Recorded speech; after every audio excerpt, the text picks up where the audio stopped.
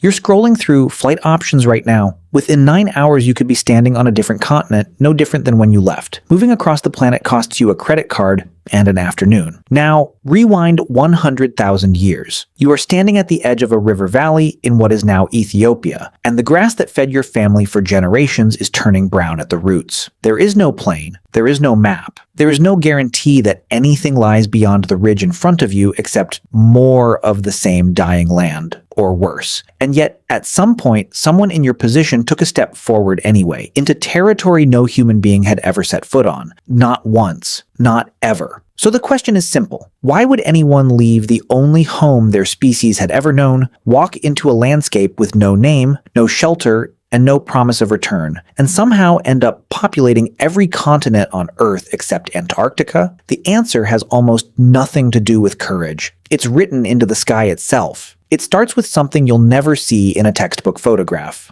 A wobble, specifically the tilt of Earth's own axis, which drifts on a cycle of roughly 20,000 years, a process called precession. Most people assume climate on this scale changes slowly and evenly. It doesn't. A 2016 study led by geophysicist Axel Timmerman at the University of Hawaii at Manoa modeled exactly how that wobble reshaped monsoon patterns across North Africa and Arabia, and the results overturned decades of assumptions. Every 20,000 years or so, that shift in axial tilt intensified the rains reaching the Sahara and the Arabian interior. Deserts that had been empty for millennia briefly filled with rivers, lakes, and grassland. Scientists call it the Green Sahara Pump, and it is the reason your ancestors were never actually trapped in Africa. The trap kept unlocking itself. Here's what nobody tells you about that unlocking. It wasn't permanent, and it wasn't gentle. The green corridor between Africa and the Arabian Peninsula would open for a few thousand years, just long enough for animals and people to follow the vegetation north, and then it would close again, drying back into hostile desert behind them. Timmerman's model traced this pattern across multiple pulses, not one clean exodus. People crossed into the Sinai and Arabia in a wave roughly 106,000 to 94,000 years ago, another between 89,000 and 73,000 years ago, another from 59,000 to 47,000 years ago, and a final wave between 45,000 and 29,000 years ago. 4 separate doors, each one opened by the same slow wobble in the planet's tilt, each one closing behind the people who walked through it. But a green corridor only explains how people could move. It doesn't explain why they had to.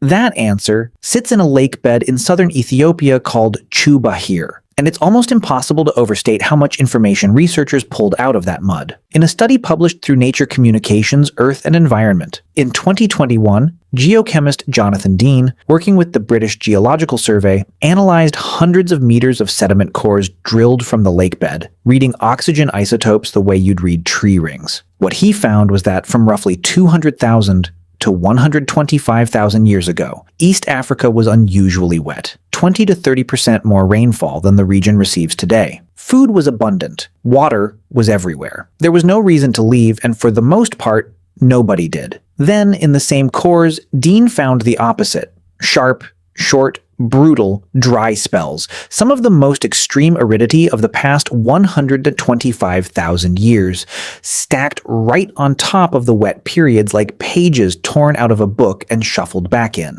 This wasn't a slow decline. It was a whiplash. Feast then famine, again and again for tens of thousands of years. And it's here that the real engine of human migration reveals itself. It wasn't the green corridors alone that pushed people out of Africa. It was the violence of the swing between wet and dry, a climate system that kept promising stability and kept breaking that promise, generation after generation. Think about what that actually meant for the people living through it. You grow up in a valley your grandparents describe as paradise. Rivers full, herds fat, water always within walking distance. Then, within a human lifetime, the rain stops coming. The river you were born beside becomes a dry scar in the earth. You don't have satellite data telling you this is temporary. You don't know if it will rain again next year, in 10 years, or ever. All you know is that staying still is now a gamble. And somewhere beyond the horizon, there might be rain falling on ground nobody has claimed. This is the part that gets lost in the phrase, out of Africa. It sounds like a single decision, a single dramatic departure. It wasn't. It was hundreds of small, desperate decisions made independently by different groups across tens of thousands of years, each one responding to the same underlying signal: drought pushing from behind, rumor or memory of green land pulling from ahead. Push and pull, operating together, on a rhythm set by the wobble of a planet nobody living at the time could ever have understood. And here's what doesn't make sense until you sit with it. If humans left Africa in waves starting 100,000 years ago, why does most of the world's population today trace back to a single,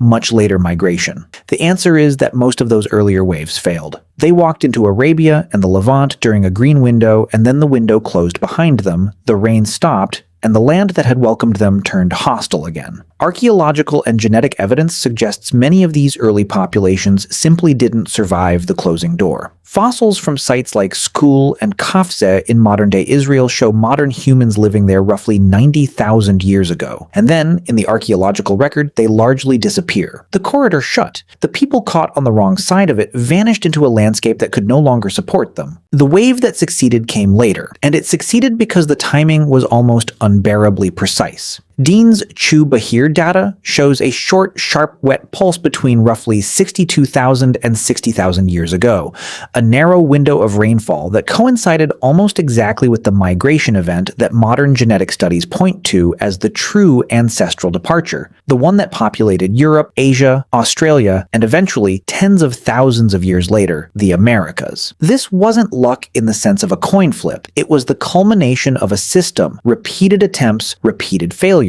until one group crossed at precisely the moment the climate offered enough food and water to survive the journey and keep surviving on the other side. From there, the same forces that pushed people out of Africa kept pushing their descendants further. Populations reaching southern Europe by roughly 80,000 to 90,000 years ago pressed into colder, harsher latitudes as ice sheets expanded and contracted. Groups reaching the coastlines of Arabia followed shrinking shorelines and land bridges exposed by falling sea levels during glacial periods, eventually reaching South Asia and, along a southern coastal route, all the way to Australia. Every migration afterward followed the same underlying logic that got people out of Africa in the first place. Climate made a place unlivable, and somewhere else, climate made a different place possible. Now pull back. Look at the full picture. Your ancestors faced a planetary engineering problem no species before them had ever solved at this scale, a homeland that kept promising abundance and kept revoking it, on a clock set by the wobble of Earth's own axis. And they answered it, layer by layer, the only way a species without maps or memory of the wider world could. They answered it with mobility, following green corridors the instant they opened,